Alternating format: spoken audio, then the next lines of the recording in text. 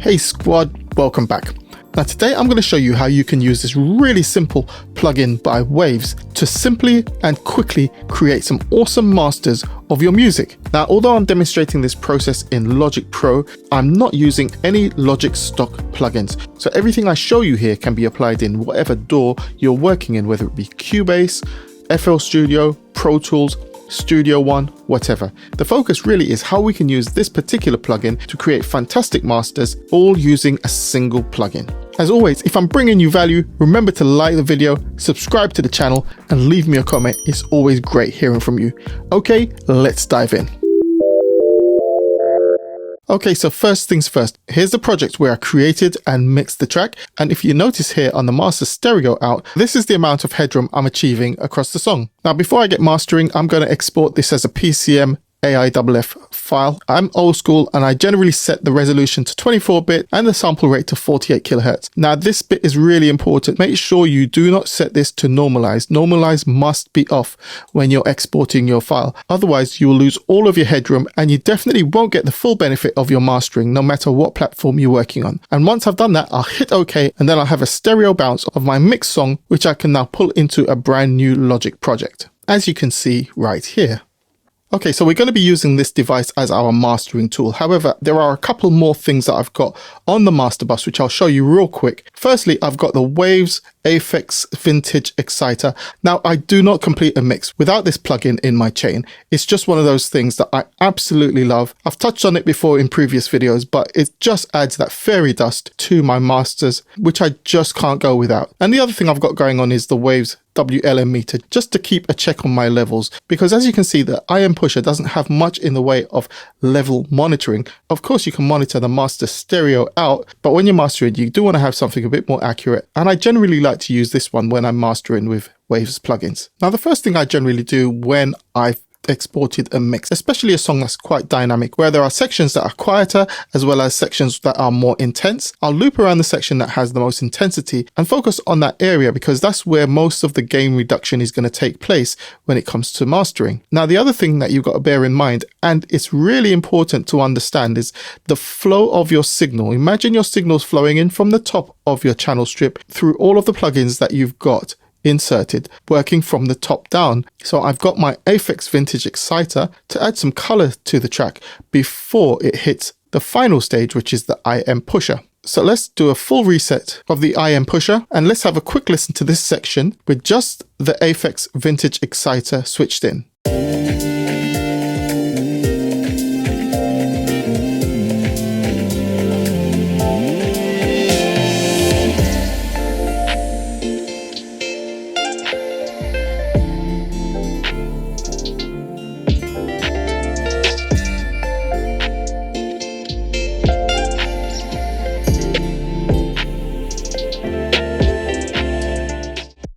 Now the plugin itself has just a few controls and it's called the Infected Mushroom Pusher.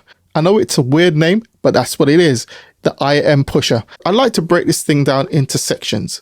Now input, of course, this will determine the signal strength coming into the plugin. So that's the entry point. If your mix is a little bit on the weak side, you can always boost it using this, adding a few dB of boost in terms of gain, or you can actually use this control to back things off a bit. The other thing to watch for is this light in the middle. Have a quick look.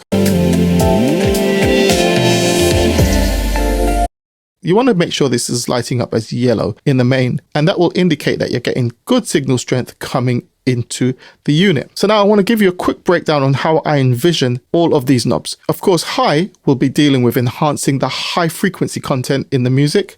Low will deal with the low frequencies. Magic, I'd say, would be dealing with the high mid frequencies. And then body will deal with the low mid frequencies. And when we get to adjusting things, you should hear the difference in those ranges. Now let's take a quick look at this section over here. Now at the top, we've got the stereo image, which is a control that allows us to widen the stereo image of the material coming into this unit. Then of course, we've got push, which is kind of a compressor. And this of course allows us to drive the overall gain of the material. Down here, we've got two modes. We've got clip and we've got limit mode. If you've ever used the IK Multimedia Soft Clipper plugin, switching to clip mode is sort of in that ballpark. However, if you switch this way, then you're employing more of a brick wall limiter, similar to the Waves L3 Ultra Maximizer, which I absolutely love using. Down here is also very important. This is where we determine the final output volume of our master. Again, I'm old school, and when I used to master for CD back in the day, I always set my maximum output volume to minus 0.3 decibels. Okay, so let's try this thing out and see what results we get. Let's start with managing the high frequency content. Let's switch that in. Let's go.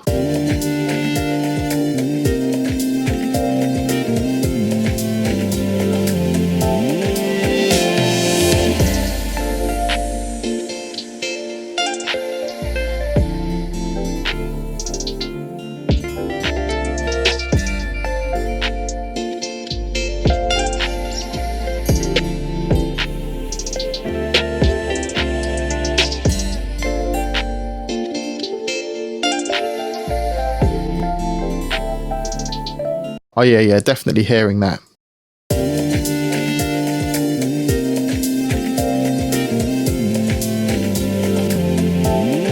Yeah, you can feel it close in when I bypass. Okay, so I'm going to keep it there for now. Okay, we can always adjust. Don't forget, as we build up the picture, we can always adjust things to suit. So next up, I'm going to switch in this section right here, the magic section, which again, like I said, can be considered the high mid section. Switch that in. We've got focus, and then we've got die and punch. This will be adding some level of compression, and this here will be adding some additional harmonics to the high mid frequency. So, and of course, we've got this dial here to dial up the amount of magic we want to add. So let's try it out. Hey squad, just reminding you that if you're interested in a personalized online one-to-one tuition session or a consultation, just head over to my website, musictechtraining.com, and complete the contact form with your details and your requirements, and I'll be happy to get right back to you. Okay, let's crack on with the video.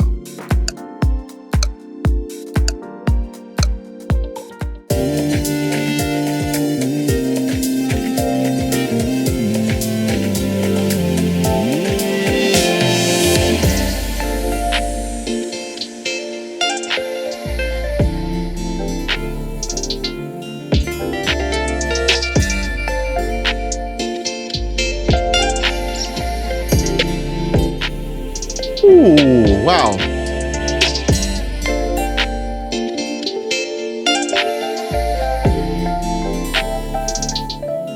Now that's magic. That really is magic. Check this out. Do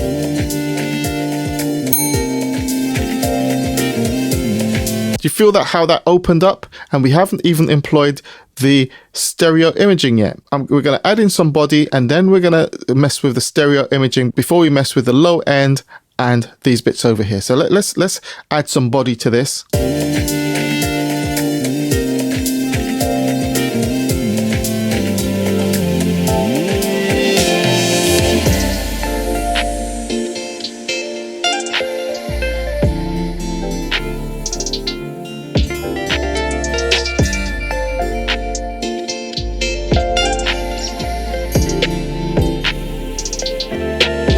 When I A/B this, switching this in and out, you're definitely hearing a reduction in that lower mid section. Again, this is a quick demonstration just to show you how effective this can be.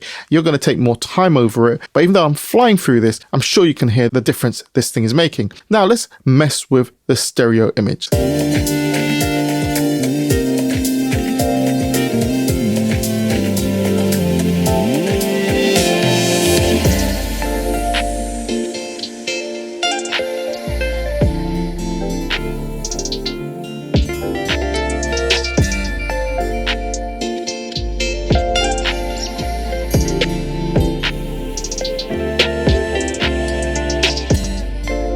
Wow.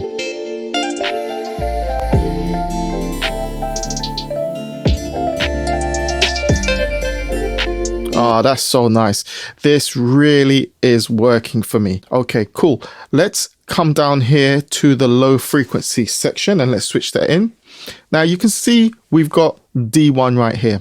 And if I was to click and hold here, you'd see that I've got all of these notes right here, starting from D1 all the way up to D sharp 2, and these represent notes on your keyboard.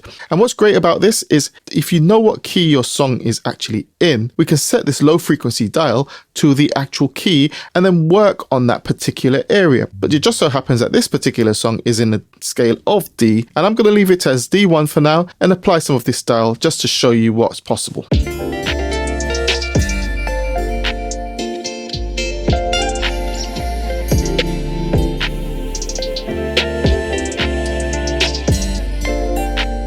Yeah, that's really cool. Again, I would take more time to refine this, but I'm just showing you what's possible. Okay, so let's work with this final section over here. Now, I prefer to work with a limiter, so I'm going to switch this to limit. You can try either way. And I'm just going to play back and start to drive this, and let's see what sort of gain reduction we're going to see registering in this section just here.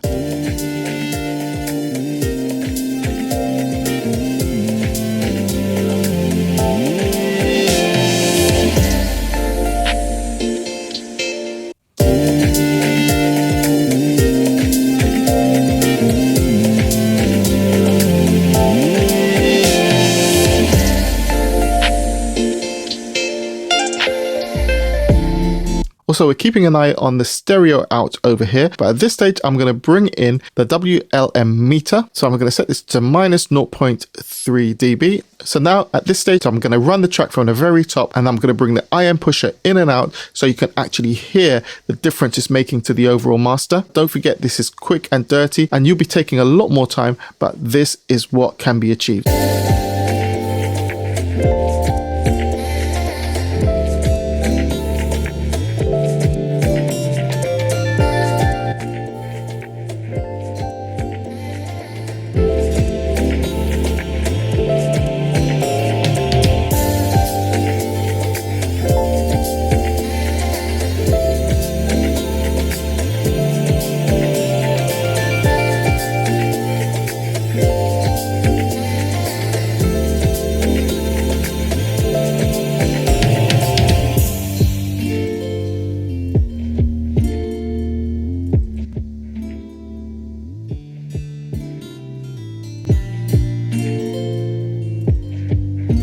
Now, I do hope I've been able to show you how quickly and easily you can use this fantastic plugin to make your tracks louder, more punchy, and give them that mastered sound. And if I have brought you value, remember to like the video, subscribe to the channel, leave me a comment, and I'll see you in the next one. I'm Deuce, I'm out.